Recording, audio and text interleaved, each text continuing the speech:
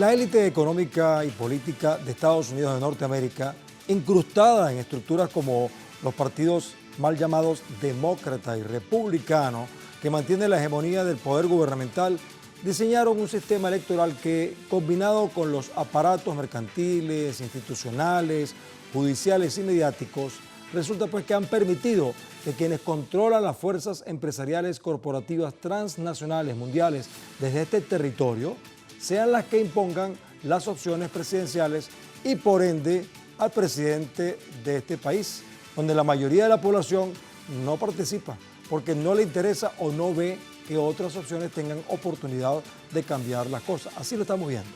Ahora, ¿qué es el supermartes? No se equivoquen, se parece a una palabra mercantil, pero no es así. Bueno, algunos lo califican como una fecha clave en el calendario político electoral de Estados Unidos. ¿Y eso por qué? ¿Por qué es clave? Bueno, no se trata de un día con eclipse o de ofertas de liquidación, ¿no? Se trata de un evento político trascendental en el plano nacional. El supermartes ocurre cada 4 años y es tradicionalmente el día más importante, según dicen algunos, de las elecciones primarias y los cabildos abiertos antes del sufragio presidencial del 5 de noviembre. Este martes 5 de marzo, es decir, hoy, acudieron a las urnas los votantes de varios estados, incluyendo entidades denominadas claves para los precandidatos como Texas y California, por ejemplo. Esta jornada también es considerada un termómetro para determinar cuál candidato podría tener ventaja sobre el otro en las definitivas elecciones presidenciales. Pero antes de continuar profundizando en el tema, debo recordarles que a través de nuestras redes sociales, a lo largo del día, hemos sondeado la opinión de nuestros usuarios sobre el tema de hoy. Algunos de ustedes quizás ya han participado respondiendo a la pregunta que les hicimos al respecto, pero vamos a recordarla, contextualizarla y bueno, recordemos, Estados Unidos de Norteamérica realiza las primarias en el llamado supermartes para escoger a la mayoría de los delegados de los partidos demócrata y republicano, quienes designarán a su vez a sus candidatos para los comicios presidenciales de segundo grado. Ahora, la pregunta es, ¿las elecciones en Estados Unidos son democráticas? Así de simple. Y hay 4 opciones muy sencillas. Sí, no, algo, o sea, algo democrática y no sé. Vamos a ver cuál se impone. Si no has participado, aún puedes hacerlo a través de nuestras redes, en nuestras cuentas en X, @TelesurTV, @El Mundo en el Sur, @Guillermo Telesur y @Gente Despierta, porque más adelante vamos a revisar y asociaremos todas las respuestas para observar las tendencias que ustedes están creando al respecto. Pero justamente para profundizar más y mejor en este escenario, hemos invitado a un colega periodista, además que tiene experiencia en este tipo de cosas, se llama Reinaldo Taladrit. Me dicen que le dicen el taladro en Cuba, bueno, por su aguda posición a veces, periodista y analista político. Nos acompaña entonces desde La Habana, Cuba, incluso desde nuestros estudios de Telesur. Bueno, Reinaldo, bienvenido, ¿cómo estás? Te veo contento. Bueno, muchas gracias por invitarme y un placer estar siempre aquí con ustedes. Ajá. Bueno, Reinaldo, ayúdanos a componer este programa, porque bueno, nosotros tratamos de hacerlo, a veces lo echamos a perder y por eso llamamos a gente como tú para que lo acomode. Dinos un poco en términos pedagógicos para el público de todo el mundo, porque a mí me pasa y a muchos les pasa, ¿qué son esas elecciones de segundo grado? ¿Qué es eso de estar eligiendo delegados? ¿Por qué no lo hacen como en otras partes que uno va a votar y la mayoría decide? ¿Qué es lo que está pasando? Explícanos. Te puedo decir que eso daría para un programa, porque tiene mucho de historia. Los padres fundadores de Estados Unidos tenían una obsesión por una parte antimonárquica, que nunca hubiera un monarca en Estados Unidos, se estaban independizando de Inglaterra. Pero ¿qué problema se les dio? Que los estados sureños, una vez que se logra la independencia, tenían mayoría de población negra porque eran los esclavos y poca población blanca. Entonces iban a quedar en desventaja con los estados del norte que tenían menos esclavos y más población blanca. Y para tratar de equilibrar un poco esto, estoy simplificando, resumiendo, esto es mucho más complejo, tiene muchas más aristas. Para tratar de resolver esto, crearon el colegio electoral. ¿Qué quiere decir esto? Que el día de las elecciones presidenciales en Estados Unidos, todos los estados, ¿qué se les hace? Se le da una cantidad de miembros en el colegio electoral de acuerdo al censo de población. Se hace el censo de población cada cierto tiempo por ley y se reparten los escaños del Congreso. Este estado le tiene tantos asientos en la Cámara, este estado pierde 2, este estado gana 1, de acuerdo al porciento de población que saquen en el censo. Entonces, el colegio electoral es la suma de los asientos del Senado, que son fijos, y los de la Cámara de Representantes, que sí cambian de acuerdo al censo. El Senado son 2 asientos por estado, tenga la población que tenga cada estado. O sea, California tiene 2 senadores y Montana tiene 2 senadores, independientemente de la población que tengan. Pero la Cámara de Representantes, la cantidad por estado es la misma, 435, más hay que ver si la capital logra por fin la estatidad o no, eso está por ver, pero 435 se reparten de acuerdo al porciento de población de cada estado. Entonces, ¿qué sucede? El día de las elecciones presidenciales hay 2 candidatos o 5, los que sean, los que estén en la boleta. El que saque la mayoría en cada estado, aunque la saque por 10 votos, se lleva todos los votos electorales de ese estado. ¿Qué quiere decir esto? Que un estado como Pensilvania puede tener 25 votos electorales de los 535 del colegio electoral. Hace falta 270 para lograr la presidencia. Entonces, esos 25 votos electorales que puede tener el estado de Pensilvania, aunque la votación haya quedado 50,2 a 49,8, el que sacó 50,2 se lleva los 25 votos electorales. No se divide en 50,2, o sea, no se divide en 20 para uno y 5 para otro, o 14 para uno y 11 para otro. Reinaldo. Y eso hace que muchos consideren que no es justo. Para terminarte la idea, se ha dado varias veces que el que saca menos votos en la elección gana la presidencia por este sistema. Justamente te iba a preguntar eso, porque como no se cuentan los votos de las personas, sino de los colegios electorales, entonces ha pasado, creo que pasó con Al Gore, y creo que con Hillary Clinton, no sé, corrígeme tú. Lo que sí entendí, o creo haber entendido, es que la base de este sistema fue una base de carácter clasista y racista. Creo que fue lo que entendí, por la cantidad de negros y blancos, qué sé yo. ¿Fue lo que tú me dijiste? No, en el origen estaba que los estados del sur quedaban en desventaja, y un poco para equipararlo se creó este sistema que todos los estados tuvieran una participación semejante independientemente del volumen de población que tuvieran. Ahora, el problema está que si en un estado hay, repito, 40 votos electorales y queda muy cerrado, esos 40 votos electorales debían dividirse proporcionalmente, dicen muchos. Hay estados que están luchando por eso, por lograrlo, pero no se logra. Y debía ser 19 para uno y no sé, y 21 para el otro. Pero no, aunque tú ganes por un voto, te llevas los 40 votos de un estado, que es lo que mucha gente no considera justo ni democrático. Hay estados que están tratando de cambiarlo, que han hecho algunos cambios, pero hasta ahora no se ha logrado. Bien, vamos a tratar para entender más sobre esta jornada electoral. Recordemos que esta contienda política abarca información sobre las fortalezas y debilidades de los aspirantes, por lo cual se proyectan los siguientes códigos. Veamos las claves para el supermartes. Por ejemplo, la noche en que las luces se apagan en Haley. El supermartes parece el final del camino para Haley, dicen algunos. Recordemos que Haley es la candidata republicana que aspira a quitarle el espacio a Donald Trump, cosa que está bien dudoso. Pero si Trump la supera en votos, que es lo más seguro, la premisa que la acompañó en la campaña de ser competitiva quedaría atrás.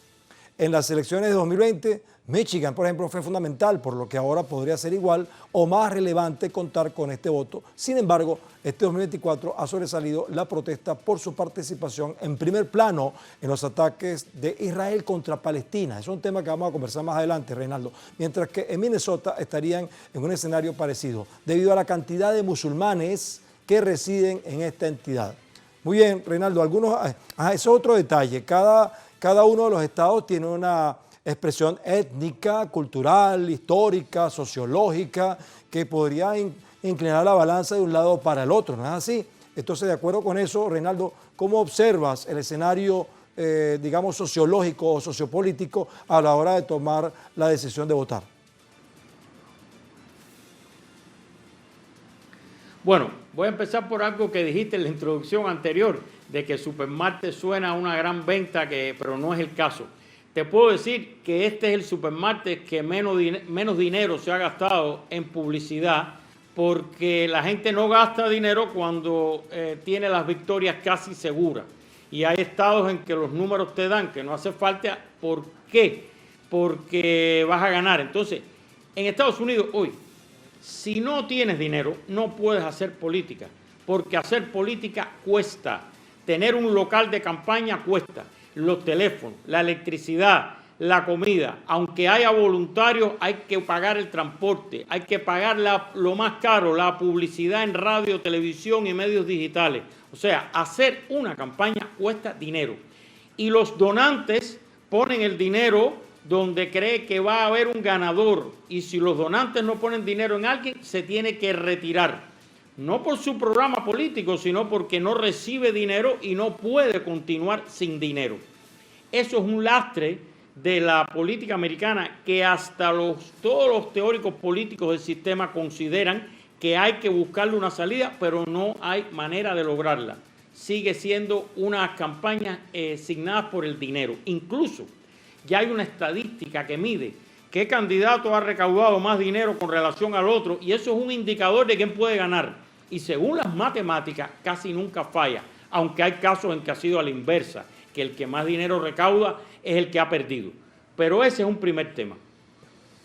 Entonces, resulta pues que, de acuerdo con eso, Reinaldo, entonces la premisa donde dice que gana el presidente más rico, o sea, el que tenga más dinero es el que gana, o sea, es el presidente de las élites económicas. Pero antes que me respondas esto, justamente hablando de este tema, seguimos con datos importantes de esta contienda electoral, donde Donald Trump recibe un fallo a favor para participar y aparecer en las boletas presidenciales. Es otro tema que estaba ahí a nivel judicial y además local. Esta decisión se dictamina por una serie de disputas judiciales dentro de los tribunales estatales referentes a la elegibilidad de Trump por su implicación en los disturbios del 6 de enero de 2021 en Washington. ¿Ustedes se acuerdan de eso?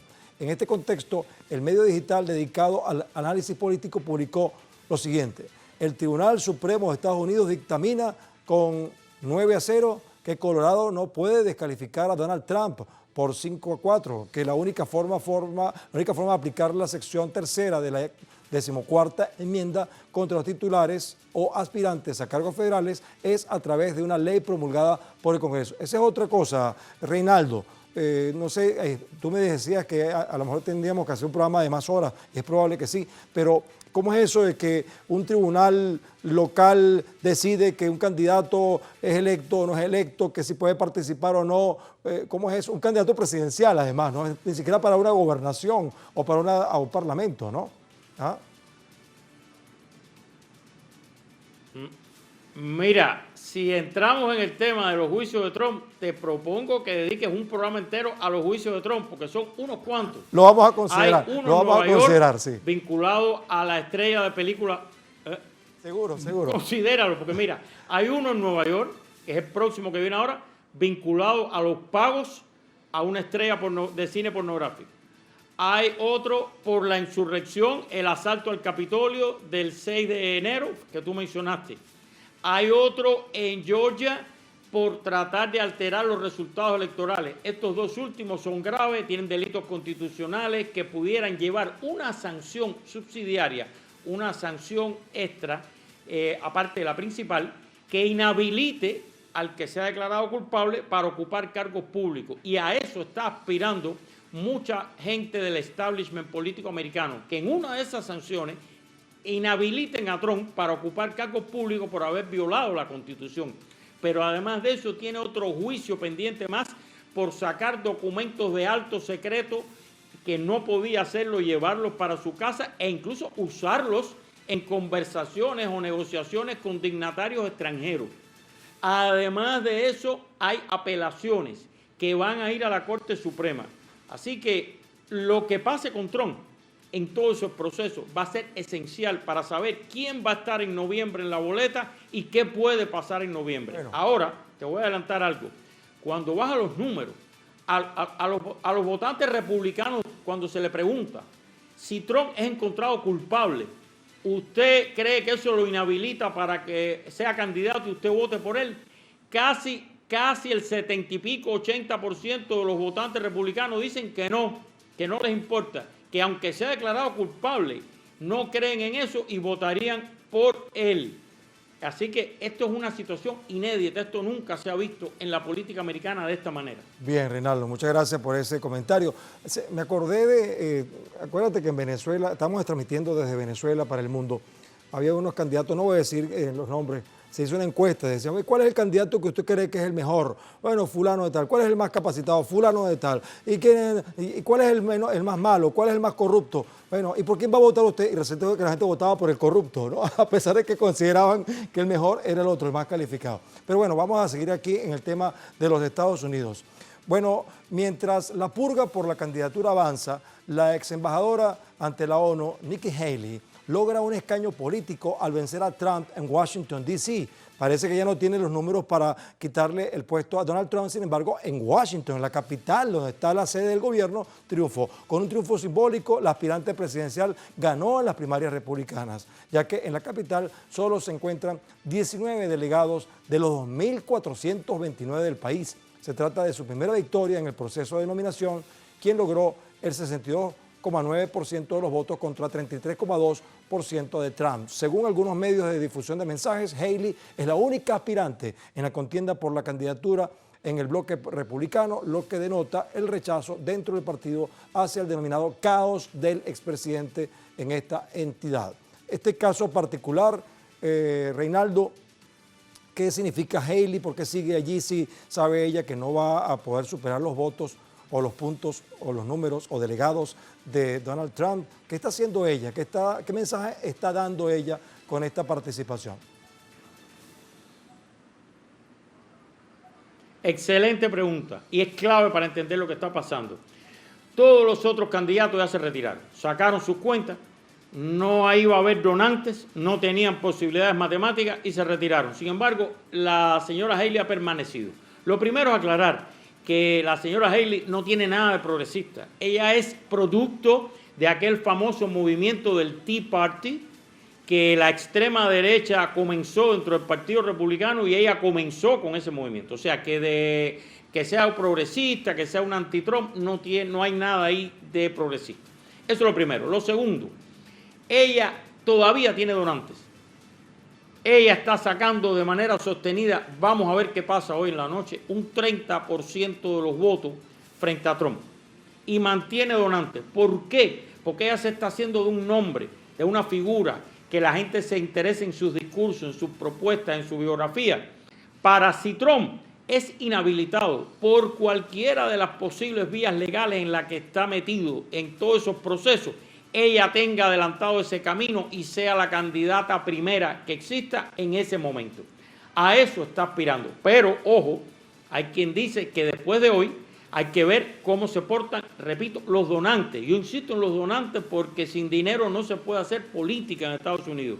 Entonces, si después de la noche de hoy los donantes se retiran, ella no le va a quedar más remedio que retirarse también.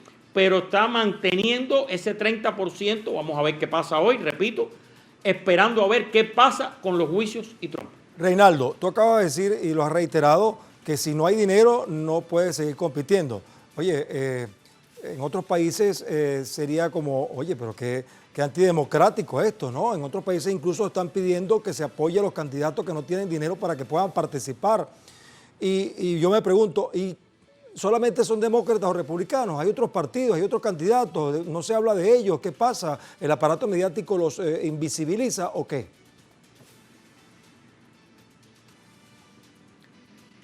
Hay más candidatos y en las boletas se pueden incluir varios y eso puede ser un factor clave en noviembre. Te explico brevemente. El sistema estadounidense es bipartidista. Ha habido numerosos intentos de crear un tercer partido bisagra con demócratas y republicanos que lo creen y siempre ha fracasado. Hasta ahora eso no ha prosperado. Dicen los expertos que eso no va a prosperar.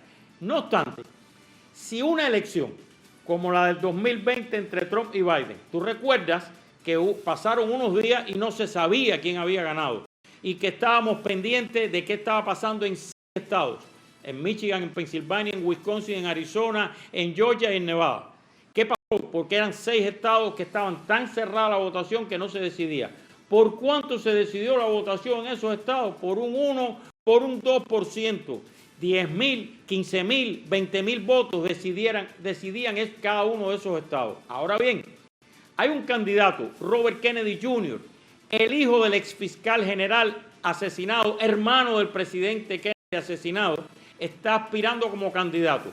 Para ser candidato tú tienes que presentar, las leyes electorales en Estados Unidos son estatales, no son federales la mayoría, cada estado tiene su ley electoral. Tienes que presentar una cantidad de firmas. Cada estado requiere una cantidad de firmas, 100,000 firmas para poder incluirte en la boleta electoral. Ahora bien, calcula, en esos 6 estados que se decidieron por 20, 25, 30,000 votos, si se incluye a Robert Kennedy, las encuestas están dando de manera sostenida que él sacaría en una boleta junto a Trump, junto a Biden, Robert Kennedy Jr. y 2 candidatos menores, él sacaría más del 10%, entre el 10 y el 13%. Esa diferencia es más que suficiente para alterar la elección y hasta ahora todo parece indicar que si sucede, la alteraría a favor de un Trump. Perdería más Biden con un Robert Kennedy independiente en la boleta que perdería más Biden que Trump. Eso ocurrió en el 92 cuando un multimillonario, Ross Perot, logró entrar a la boleta y obtuvo casi el 20% de los votos a nivel nacional y eso le costó la presidencia a Bush padre frente a Clinton en el 92. Y se puede repetir ahora porque 10-13% que saque Robert Kennedy Jr., más otros 2 candidatos menores que entre los dos sacan un 5%, hay un 15% de los votos que puede decidir. Bien, entonces el tercer candidato lo que haría es restarle al otro aspirante. Bueno, mientras tanto, no se han hecho esperar las denuncias de internautas en la red social, que es un tema importante lo que pasa en las redes sociales, Reinaldo. Ante la caída de varias redes sociales, parece que sí ocurrió eso. Hoy justamente en el Supermartes las redes sociales enloquecieron aparentemente. Al inicio del Supermartes se presentó la caída general de algunas redes sociales, lo cual fue considerado políticamente oportuno por los usuarios, ya que mantuvo similitud con un evento igual durante las votaciones de 2019. El abogado conservador Ronan O'Henry comentó: qué casualidad que Facebook, Instagram y YouTube estén caídos el Supermartes. ¿Práctica para noviembre? Se pregunta. Por su parte, el político y orador Roger Stone expresó: Facebook e Instagram, 2 de las herramientas de comunicación más poderosas para la política de base en Estados Unidos, de repente dejan de funcionar en el Super Tuesday, mientras que todos los anuncios de Haley en prensa, radio y televisión permanecen intactos. Qué conveniente, dice. Tenemos otra. La directora ejecutiva de una sala de seguridad estadounidense, Maureen Bannon, comentó que qué interesante que en el Supermartes, Instagram, Facebook, YouTube y Discord estén caídos. Bueno, este es un tema interesante, Reinaldo, porque siempre se ha dicho que desde Obama, pasando por Donald Trump, las redes sociales han sido un instrumento importante para mover las pasiones, las opiniones, por aquello del algoritmo, de mover las tendencias, incluso de condicionar las tendencias. ¿Qué me puedes decir al respecto? Tú que eres periodista especializado. Te puedo decir que eso da para 5 o 6 programas. ¿Qué está pasando en las redes sociales? ¿Cómo están condicionando los resultados políticos? Y hay que tener cuidado porque tú mencionaste, por ejemplo, a Roger Stone. Este es un trompista 200% que ya estuvo preso y todo por delitos que cometió. Y es un representante de los sectores más reaccionarios del movimiento trompista que se llama MAGA, Make America Great Again, en inglés. Así, MAGA, le ponen ellos a la gorra, a los pullovers, etc. Entonces, ahí las dos partes se van a acusar, las dos partes usan sistemas similares de estudio, segmentan la población, dirigen mensajes específicos, manipulan. Es algo totalmente nuevo, no existía hace 20 años, quizá no está estudiado lo suficiente por todo el mundo, aunque parece que sí. Hay gente como, yo les recomiendo a todos que vean ese documental sobre la historia de Cambridge Analytica, la firma que fue clave en la victoria de Trump en el 2016, cómo segmentaban los votantes, cómo segmentaban los sectores, cómo decían aquí necesito sacar tantos votos, aquí tanto aunque pierda, etcétera, cómo manipulaban cosas. Todo eso llegó incluso al Parlamento inglés, al Congreso americano, hubo investigaciones, hubo renuncias, hubo investigaciones de todo tipo con eso. Sería muy interesante, recomiendo a los internautas que busquen y vean eso para que vean cómo funciona ese mundo. No creo que vaya a ser decisivo. Cerca del 68%, casi 70% de los votantes de hoy encuestados a pie de urna dicen que ellos habían decidido su voto hace meses, casi el 70%. Bueno, Reinaldo, fíjate, mientras estamos conversando, nuestro equipo de producción está buscando cosas por allí justamente en el universo, ¿no? Y les recuerdo que este programa se transmite a las 21 horas de Venezuela, pero se retransmite en horas de la madrugada. Así que lo que vamos a decir ahora, tal vez en la madrugada ya tendrá otras características, pero por lo pronto, a esta hora en vivo, Trump se ha adjudicado 3 estados hasta el momento. Escucha esto, a lo mejor no te ha dado tiempo de revisar. Vamos a revisar el mapa de la NBC, mientras tenemos esta conversación. Ya hay actualizaciones, aquí está, a lo mejor no sé si tú estás viendo el mapa, Reinaldo, pero ahí están los colores. En los siguientes estados dan como ganador proyectado a Donald Trump. Carolina del Norte con 74,1%. Ajá. Y Haley tiene 23%. En Virginia, 65,7% Trump y Haley 32,3%. No es despreciable, ¿verdad? Oklahoma, 77,6% para Trump y Haley 19,4%. Mientras en Vermont, Tennessee, Massachusetts, Alabama y Maine continúa el conteo. Bueno, ya tienes una idea. ¿Qué significa esto así a primera vista, Reinaldo? Significa que se mantienen las tendencias. Trump va a ganar en la mayoría o en casi todos los estados. Hay que ver si hay alguna sorpresa de Haley, pero ni siquiera se prevé una sorpresa por muchos analistas. Ahora, la noticia que hay que buscar es qué % saca Nikki Haley, eso que tú mencionabas. Si se mantiene alrededor del 30%. En los estados que están contando todavía, quiere decir que Nikki Haley puede sacar un poco más y está un poquito menos distanciada la cosa. En estados como Oklahoma, claramente republicanos, que votan claramente por Trump, la diferencia va a ser así, 70 y pico, 20 y pico, y puede llegar a más incluso. En estados de la costa atlántica y del Pacífico, la diferencia debe ser más cerrada y Haley se puede aproximar al 30 y pico %. La noticia que yo creo que tenemos que buscar es qué % saca Nikki Haley y si eso le permite seguir teniendo donantes y mantenerse en la carrera o tiene que retirarse y no quedaría rival para Trump. Hay que esperar a hacerlas, aunque no quede rival, se hacen las primarias, se depositan los votos y se llega a la convención con Trump como único ganador. Mientras tanto, lo más interesante es seguir los juicios, a ver qué sucede con los juicios y Trump y si eso obliga a cambiar el panorama completo que estamos viendo. Ese es un buen dato. Ahora, te invito a que veamos la encuesta que hicimos, ¿verdad? Para ver cómo está pensando nuestra audiencia, ¿no? Les recordamos la pregunta. Estados Unidos de Norteamérica realiza las primarias en el llamado Supermartes para escoger a la mayoría de los delegados de los partidos demócratas y republicanos, quienes designarán a su vez a sus candidatos para los comicios presidenciales del segundo grado. Ahora, ¿las elecciones de Estados Unidos son democráticas? Le preguntamos a nuestra audiencia. Y bueno, dice pues, ¿cuánto por ciento? Ayúdenme. 23% cree que sí, o sea, una cuarta parte de los usuarios creen que sí son democráticas. Ahora, 61%, casi 2/3 dicen que no, por algo será.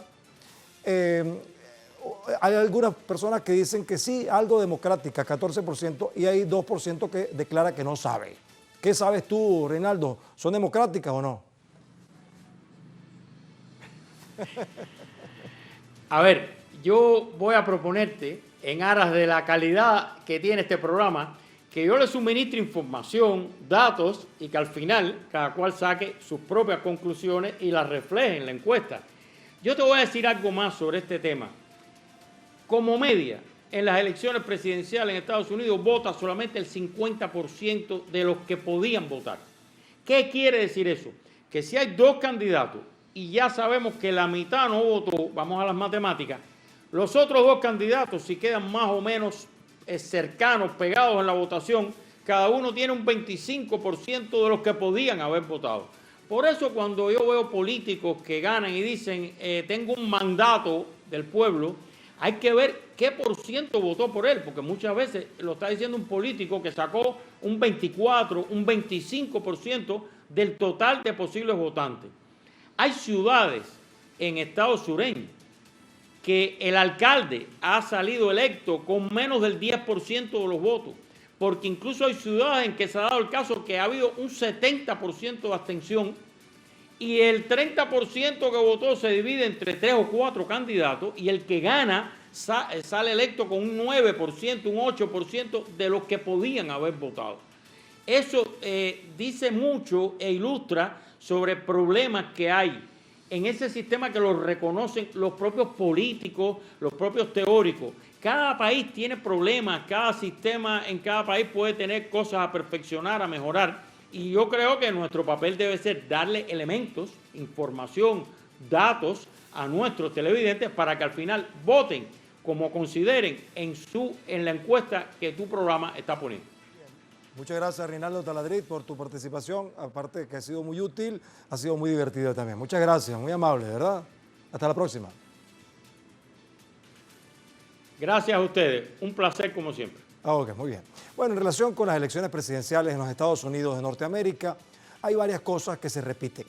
Y no es precisamente por casualidad, pues quienes diseñaron y mantienen el sistema electoral estadounidense, como acabamos de escuchar, han logrado que el sistema capitalista imponga su lógica mercantil a la hora de exhibir a sus candidatos presidenciales, parlamentarios y de gobernaciones. Ahora, lo que sí parece estar claro para el resto de los pueblos del planeta y quizás para muchos estadounidenses es que gane quien gane mediante este sistema político electoral con fundamentos mercantiles y capitalistas serán la doctrina Monroe, el imperialismo, el injerencismo, el expansionismo y por supuesto serán los poderes fácticos corporativos y especialmente los de la industria armamentista los que impondrán a quien administrará los intereses de quienes gobiernan el norte y el oeste, pero quieren gobernar también el oriente y también el mundo desde el sur.